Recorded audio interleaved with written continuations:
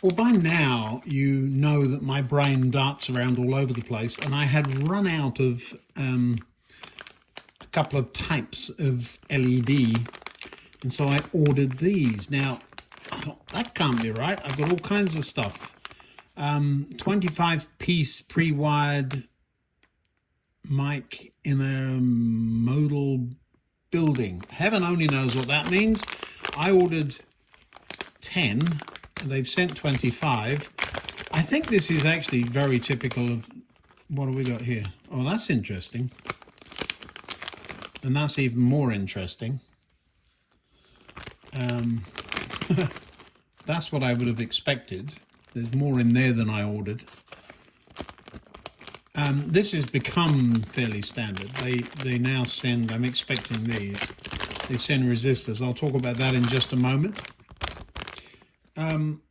Yeah, lots of goodies. Hello again.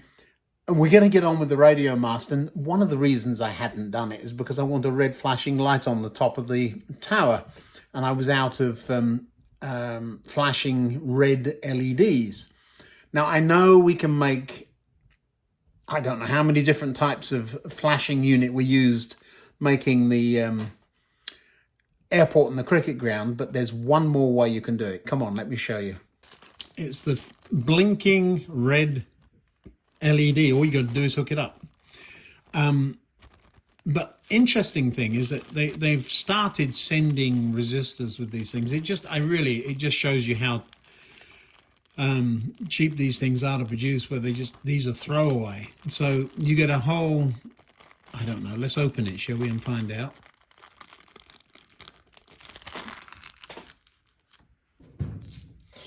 All right. That blade needs changing. It's not cutting all the way through things. So we get how many different? 1, 2, 3, 3 different types, and it's got 9 to 13 volts written on that one. What does it have on there? 5 to 9 volts, and this one will be, what does it say on here? 3.5 to 5. So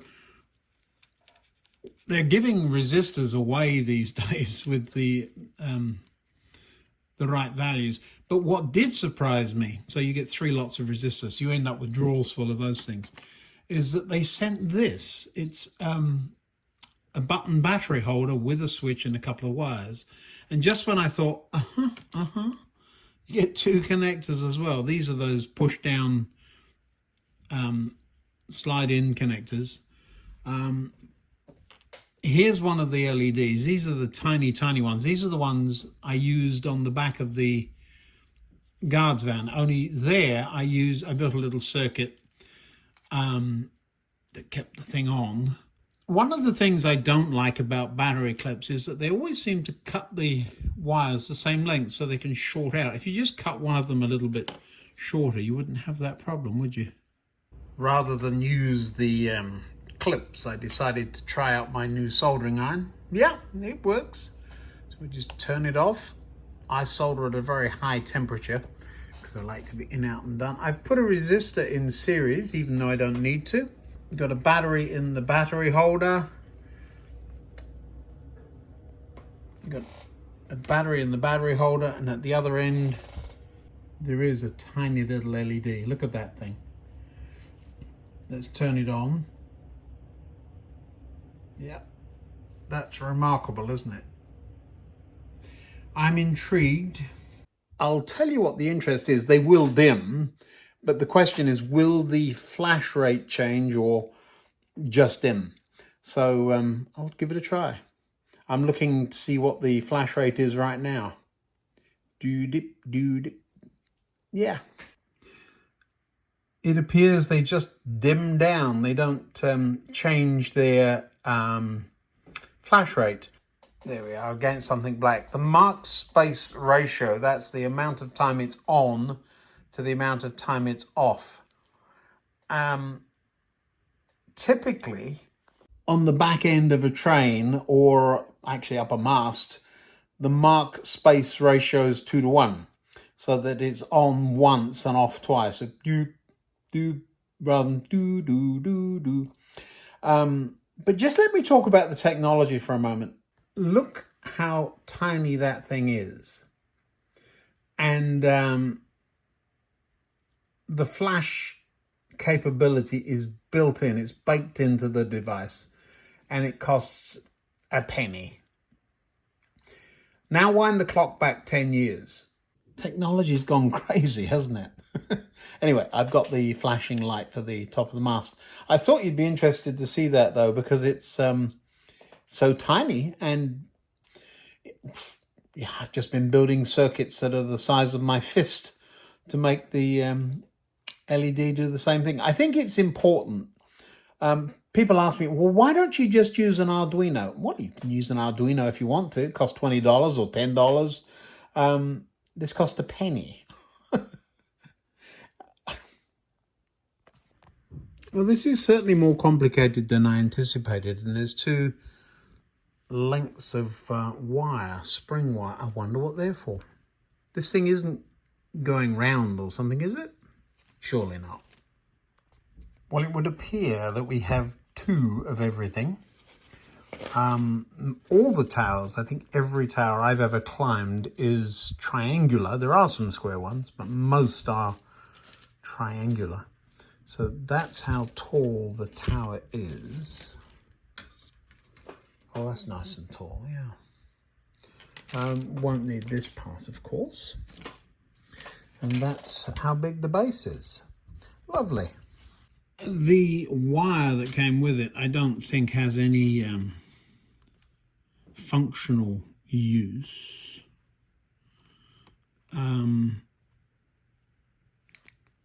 These things apparently have a rod or pipe or something that goes all the way down from the top. I could understand that if it's turning a pump, it would need that. So that's probably what it is. They're just modeling it. Yeah, we'll put it together, see what happens. We don't need the platform at that point either. I'll keep that out because it may be useful to hold everything together. Right, on with it. This is absolutely one of those projects that would be ideal for 3D printing. All the towels I've known would have had a diagonal. This is much more square construction. It is true that American windmills are often based on a square construction, but you still have the triangle. But a triangle is by far the stronger of the two shapes in this kind of a context. So I'm quite surprised that they don't do that. Now, why would I buy a kit? Because I don't have a 3D printer. Well, why didn't you make this out of styrene? Because I tried. And I'm not yet able to get the sizes down to something that I would consider reasonable. So with styrene, you need thin pieces, and I can't find those locally. There we are, one tower, and this kind of a shot will show up every blemish. I've missed a whole strut there. Not going to try and fix it until the paint is dry. But it is quite tall, which is lovely. Now we could put it over there with the building site. That makes some sense.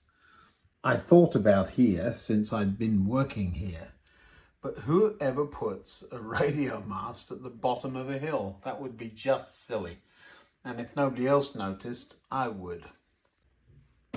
Another possibility, a little bit vulnerable there. Or I could do what I had originally planned and put that hut over that place there and put the mast there. That pushes it to the back.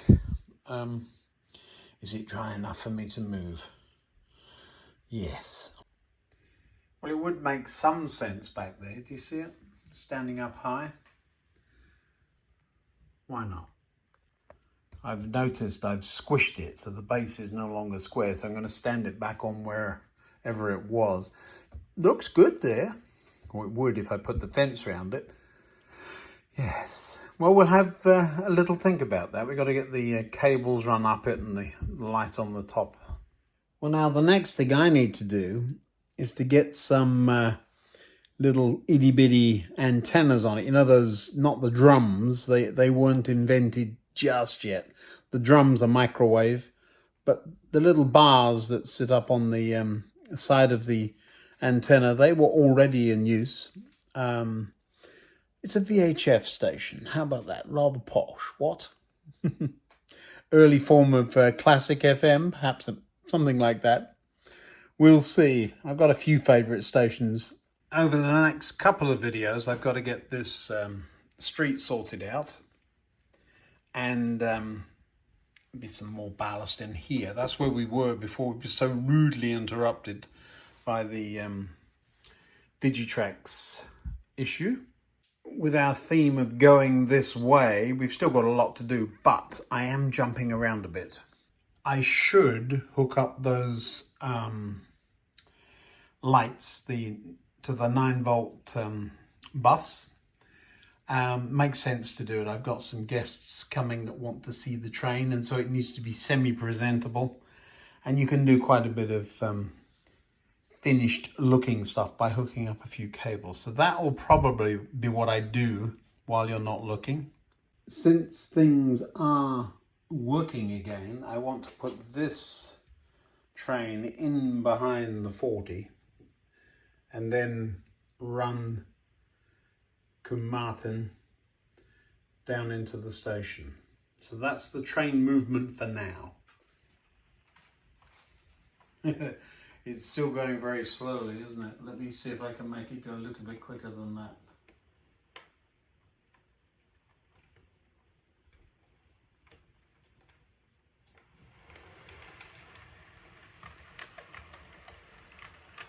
Yeah, I've overdone the compensation on that one.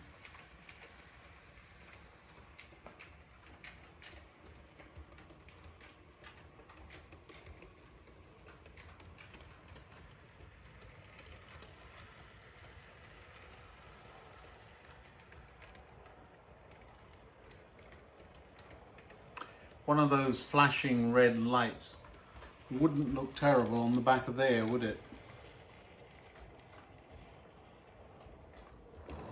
Heading off into the fiddle yard mysteries and wonders.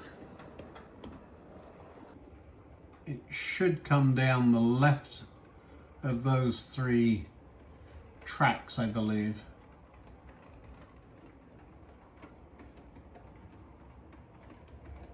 There it is.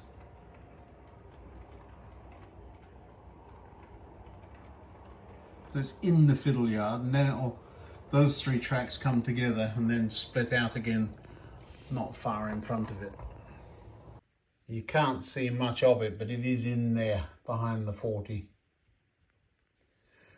All right, it's your turn. Let's see what you can do. Now, it's been a long while since I've done anything with this, but it's been programmed a long time, so it's running at normal, reasonable speeds. It should come down the hill, out of the fiddle yard circuits. Should be on the left track there. Oops.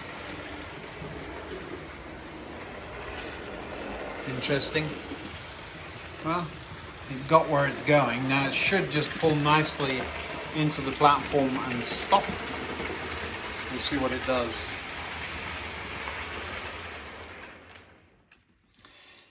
Yes, it has, except that I've added an additional carriage. So now instead of the last carriage stopping at the station, it's stopping with that out, sticking out of the back, which is too close to the points. Let me look at the other end if there's room for it. Yeah, there of course is. So I shall have to, that's computer thing, and I'll get it to come up to there.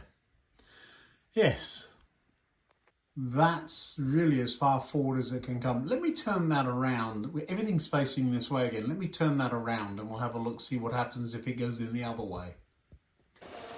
And what I like about these automated systems is that they allow the train to take off. It'll do its thing past the new transformer.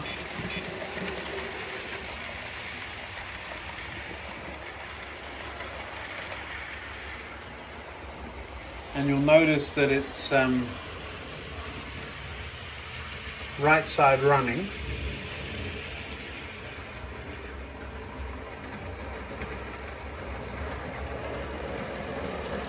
That'll go probably around the airport. And that's the nice thing, on a layout of this size, I actually don't know where it's going to go. I can guess. And that point will eventually need to change. Oh, it just, as I said it, I was going to say that point will eventually need to change if it's going around the airport. So it must be. It has.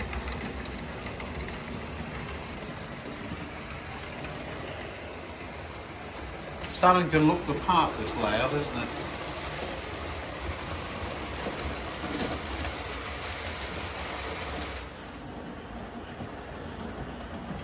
You can see what that will look like once the retaining wall's in. That's quite a nice little scene there too.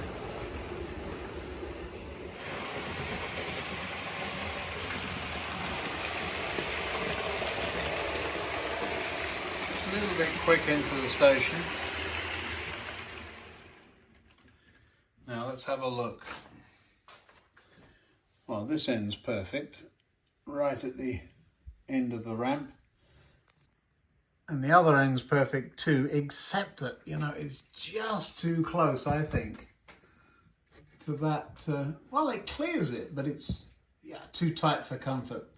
It was never intended to have 5 carriage trains, I suppose. Yes. All right. Well, that's kind of interesting. This one's taken off on a mission.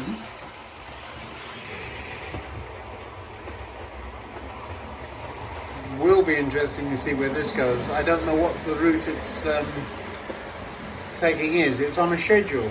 I made an assumption that all the schedules were cleared out.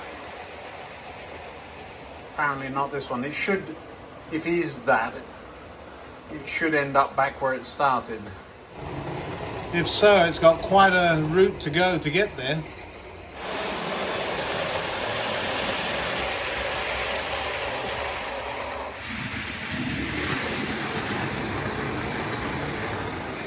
The only thing I can think, it's coming through the, yeah, it is, through the bypass line. That's unusual.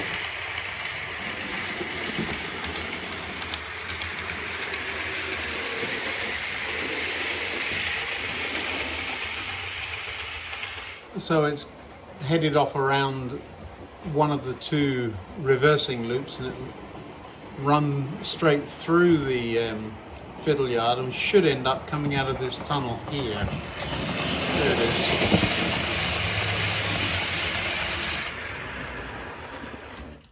Ooh, that was a bit of an abrupt stop, wasn't it? But do you see how long it took to do that? So every few minutes, any train sitting in that platform tries to do that route. Usually it can't do it because there's not usually, as there was now, an open line, and then it cancels until the next time. Well, I hope you enjoyed that. A little bit of a running session there at the end. Certainly got some programming to do, haven't I?